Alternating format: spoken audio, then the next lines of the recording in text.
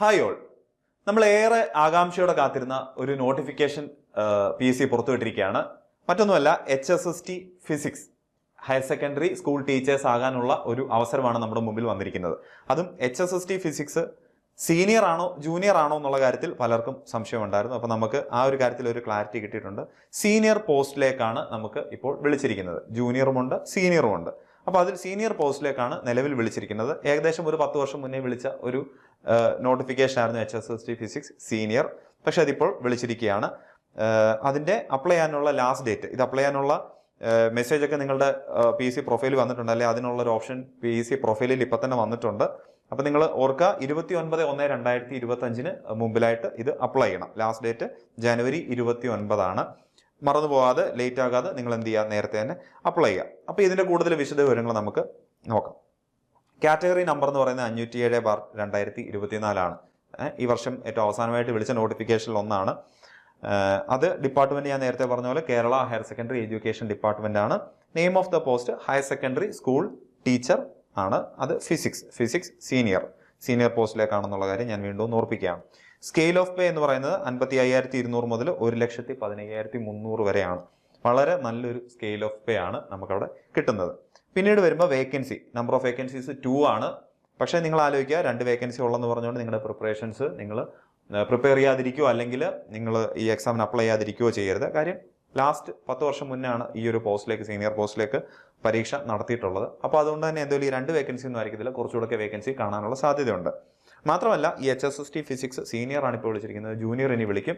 Junior വിളിക്കുമ്പോഴത്തേക്കിന് നിങ്ങൾക്ക് ഈ ഒരു എക്സാമിന് പ്രിപ്പയർ ചെയ്തിട്ടുണ്ടെങ്കിൽ ഇത് വളരെ സീരിയസ് ആയിട്ട്, ഇതിലിപ്പോൾ 2 വേക്കൻസി ഉള്ളെന്ന് തന്നെ നിങ്ങൾ കൂട്ടിക്കോ. ഈ 2 വേക്കൻസിക്ക് വേണ്ടിയാണ് നിങ്ങൾ മത്സരിച്ചതെങ്കിൽ നിങ്ങൾക്ക് HSST ജൂനിയർ പോസ്റ്റ് വരുമ്പോഴത്തേക്കിന്, ആ ഒരു എക്സാം വരുമ്പോഴത്തേക്കിന് നിങ്ങളുടെ പ്രിപ്പറേഷൻസ്, നിങ്ങളുടെ പഠന നിലവാരം അല്ലെങ്കിൽ നിങ്ങളുടെ ഒരു നിലവാരം അല്ലെങ്കിൽ നിങ്ങളുടെ ഒരു ലെവല് കുറച്ചുകൂടെ മുകളിലായിരിക്കും. നിങ്ങൾക്ക് ആ ഒരു എക്സാം പ്രിപ്പയർ ചെയ്യുമ്പോഴത്തേക്കിനോ അല്ലെങ്കിൽ ആ ഒരു എക്സാമിന് നിങ്ങൾക്ക് റാങ്ക് ലിസ്റ്റ് വരാനുള്ള സാധ്യത വളരെ കൂടുതലായിരിക്കും. അതുകൊണ്ട് വേക്കൻസിയുടെ എണ്ണം നോക്കിയിട്ട് ഒരു എക്സാമിന് പ്രിപ്പയർ ചെയ്യാതിരിക്കരുത്. നമുക്ക് ആ ജോലി നോക്കുക. വളരെ അട്രാക്റ്റീവായിട്ടുള്ള സാലറി ഉള്ള, വളരെ റിലാക്സ്ഡ് ആയിട്ട് ഒരു റെപ്യൂട്ടേഷൻ ഉള്ളൊരു ജോലിയാണ് HSST ടീച്ചർ അല്ലെങ്കിൽ ഹയർ സെക്കൻഡറി സ്കൂൾ ടീച്ചേഴ്സ് എന്നുള്ള കാര്യം ഓർക്കുക. ആ ജോലി ഇഷ്ടപ്പെട്ട് അതിനുവേണ്ടി പ്രിപ്പയർ ചെയ്യുക. ഓക്കെ, അപ്പോൾ അതാണ് എൻ്റെ വേക്കൻസിയുടെ കാര്യം. പിന്നെ മെത്തേഡ് ഓഫ് അപ്പോയിൻമെന്റ് നമുക്കറിയാം, ഡയറക്റ്റ് റിക്രൂട്ട്മെന്റ് ആണ്. ഏജ് ലിമിറ്റ് എന്ന് പറയുന്നത് 20 മുതൽ 40 വരെയാണ്. ഓക്കെ, അത് ജനറൽ കാറ്റഗറിക്ക്. ഏജ് റിലാക്സേഷൻ 3 to 5 years ഉണ്ട്. For other categories age relaxation ഉണ്ടെന്നുള്ള കാര്യം ഓർക്കുക. 3 to 5 years ഏജ് റിലാക്സേഷൻ നമുക്കവിടെ വരുന്നുണ്ട്. അടുത്തായിട്ട് നമുക്ക് ക്വാളിഫിക്കേഷൻസ് നോക്കാം. അപ്പൊ ക്വാളിഫിക്കേഷനിൽ പറയുന്നത് masters degree in the concern subject with not less than 50% mark. അതായത് ഫിസിക്സിൽ മാസ്റ്റേഴ്സ് വേണം. ഉദാഹരണം MSc ഫിസിക്സ് ആണെങ്കിൽ എന്തായിരിക്കണം, മിനിമം നിങ്ങൾക്ക് 50% മാർക്ക് അവിടെ വേണം. ആ ഒരു കാര്യം ഒന്ന് ശ്രദ്ധിക്കുക. കൂടെ എന്തുകൂടെ വേണം, B.Ed വേണം, PG വേണം. അതുപോലെ B.Ed നമുക്ക് മസ്റ്റ് ആണ്. B.Ed in the concern subject acquired after regular course. അപ്പോൾ B.Ed ഇൻ കൺസേൺ സബ്ജക്ട് ആവശ്യമാണ്. പിന്നെ കുറച്ച് കണ്ടീഷൻസ് ഒക്കെ ഉണ്ട്. In the absence of B.Ed degree in the concern subject വേറെ കുറെ റെഗുലർ ആയിട്ടുള്ള മറ്റ് അതർ ഇതിലും B.Ed ഡിഗ്രി ഉള്ളവർക്കും ഒക്കെ പറ്റുമെന്നുള്ള കുറച്ച് കാര്യങ്ങളൊക്കെ അവിടെ ഉണ്ട്. അത് വളരെ ഡീറ്റെയിൽ ആയിട്ട് നോക്കുക. അങ്ങനെയുള്ളവർ വളരെ ഡീറ്റെയിൽ ആയിട്ട് ഈ നോട്ടിഫിക്കേഷൻ ഒന്ന് വായിച്ച് നോക്കേണ്ടതാണ്. കുറെ കണ്ടീഷൻസും കുറെ എക്സംഷൻസും നമുക്കിവിടെ പറയുന്നുണ്ട്. പിന്നീട് പറയുന്നത് MSc എഡ് പോലുള്ള കോഴ്സുകളിൽ 50% മാർക്കുള്ളവർക്ക് എന്ത് മതി, അവർക്ക് സെറ്റോട് ഉണ്ടെങ്കിൽ നമുക്ക് എന്ത് ചെയ്യാൻ പറ്റും, അപ്ലൈ ചെയ്യാൻ പറ്റും. അപ്പോൾ ഈ ഒരു പർട്ടിക്കുലർ കോഴ്സ് ഒക്കെ എടുത്തുള്ളവർക്കും സെറ്റ് ഉള്ളവർക്കും എന്ത് ചെയ്യാൻ പറ്റും, ഈ ഒരു പോസ്റ്റിലേക്ക് അപ്ലൈ ചെയ്യാൻ പറ്റും. അടുത്തായിട്ട് നമുക്ക് ലാസ്റ്റ് ടൈം നമുക്ക് എന്തൊക്കെയായിരുന്നു, ഏതൊക്കെ ക്വാളിഫിക്കേഷൻ ഇതിന് ഇക്വലന്റ് ആയിരുന്നു എന്നുള്ളതാണ് നോക്കുന്നത്. അതിൽ MSc ഫിസിക്സിന് ഇക്വലന്റോ അല്ലെ ഹയർ ആയിട്ടോ നമ്മൾ നോക്കിയത് MSc ഫിസിക്സ് ഇലക്ട്രോണിക്സ് പോലുള്ള കോഴ്സുകൾ. MSc അപ്ലൈഡ് സയൻസിൽ അല്ലെ അപ്ലൈഡ് ഫിസിക്സിൽ ഉള്ളവരെ MSc ഫിസിക്സ് അഡ്വാൻസ്ഡ് മെറ്റീരിയൽ എന്ന് പറയുന്ന കോഴ്സുമൊക്കെ ഇതിന് ഇക്വലന്റ് ആയിട്ട് നമുക്കിവിടെ കൺസിഡർ ചെയ്തിട്ടുണ്ടായിരുന്നു. PSC ലാസ്റ്റ് ടൈം കൺസിഡർ ചെയ്തിട്ടുണ്ടായിരുന്നു എന്നുള്ള കാര്യം നിങ്ങളൊന്ന് ഓർത്തിരിക്കുക. ഓക്കെ, അപ്പം ഈ അപ്ലൈഡ് സയൻസ് അല്ലെ അപ്ലൈഡ് ഫിസിക്സിലൊക്കെ ഉള്ളവർക്കും നമുക്ക് PG ഒക്കെ ഉള്ളവർക്ക് ഇത് അപ്ലൈ ചെയ്യാൻ പറ്റും. പിന്നീട് കുറച്ച് കാര്യങ്ങൾ ശ്രദ്ധിക്കേണ്ടത്, ഈ person who have acquired MEd in concern subject ഉള്ളവർക്ക് B.Ed ക്വാളിഫിക്കേഷൻ അതിൽ നിന്ന് എക്സംഷൻ ഉണ്ടെന്നുള്ള കാര്യങ്ങളൊക്കെ പറയുന്നുണ്ട്.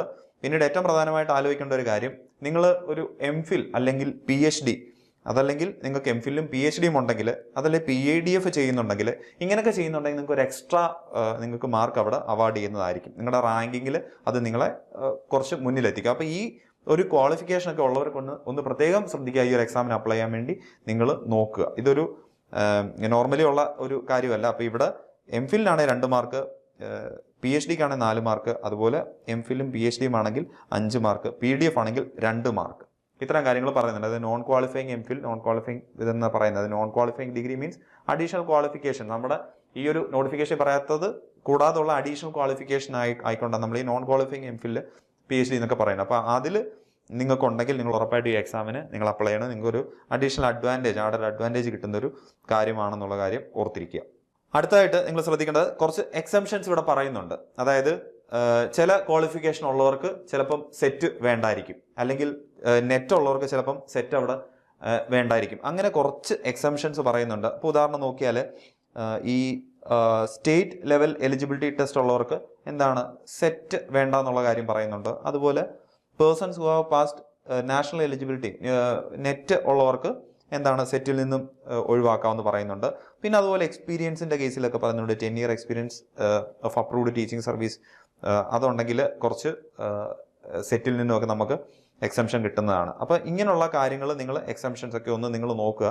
അത് നമ്മളുടെ ക്വാളിഫിക്കേഷനും അല്ലെങ്കിൽ നമ്മളുടെ എക്സ്പീരിയൻസും ഒക്കെ അനുസരിച്ച് നിങ്ങളത് ഡീറ്റെയിൽ ആയിട്ട് നോക്കിയിട്ട് വേണം ഇതിന് അപ്ലൈ ചെയ്യാൻ. അപ്പോൾ ആലോചിക്കുക, അങ്ങനെ ഉള്ളപ്പോൾ നമുക്ക് അവിടെ പല അഡ്വാൻറ്റേജും ഉണ്ടെന്നുള്ള കാര്യം ഓർക്കുക. B.Ed മാത്രമല്ല ക്വാളിഫിക്കേഷൻ അല്ലെങ്കിൽ സെറ്റ് നിർബന്ധമില്ല, മറ്റ് ക്വാളിഫിക്കേഷൻ അല്ലെങ്കിൽ മറ്റ് എക്സംഷൻസും അവിടെ ഉണ്ടെന്നുള്ള കാര്യം ഒന്ന് ഓർത്തിരിക്കുക. ഓക്കെ, അപ്പം നിങ്ങൾ ആലോചിക്കുക, നമുക്ക് നോട്ടിഫിക്കേഷൻ വന്നിട്ടുണ്ട്.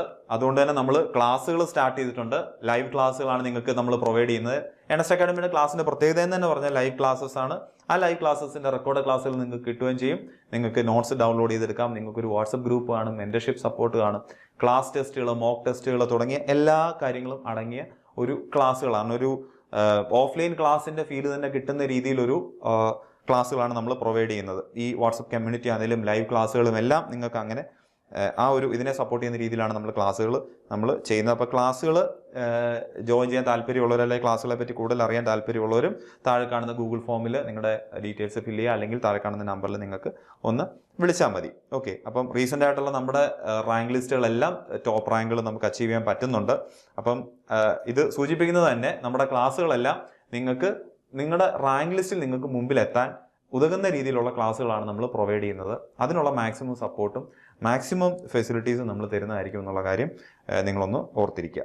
ഓക്കെ, അപ്പം ഇത്രയുമാണ് HSST ഫിസിക്സ് സീനിയർ പോസ്റ്റുമായിട്ടുള്ള ഡീറ്റെയിൽസ് നമുക്ക് ഷെയർ ചെയ്യാനുള്ളത്. മറ്റൊരു വീഡിയോയുമായിട്ട് കാണാം. താങ്ക്